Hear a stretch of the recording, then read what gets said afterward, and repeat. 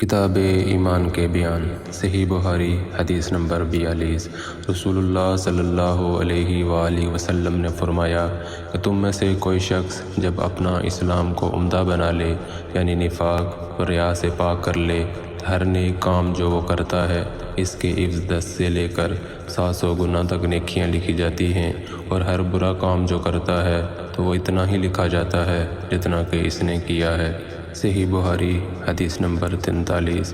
رسول اللہ صلی اللہ علیہ وآلہ وسلم ایک دن حضرت عائشہ رضی اللہ تعالیٰ عنہ کے پاس آئے تو اس وقت ایک عورت حضرت عائشہ رضی اللہ تعالیٰ عنہ کے پاس بیٹھی تھی۔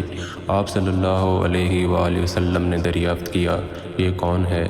حضرت عائشہ رضی اللہ تعالیٰ عنہ نے عرض کیا، فلاں عورت، اور اس کی نماز کے اشتیاق اور پابندی کا ذکر کیا۔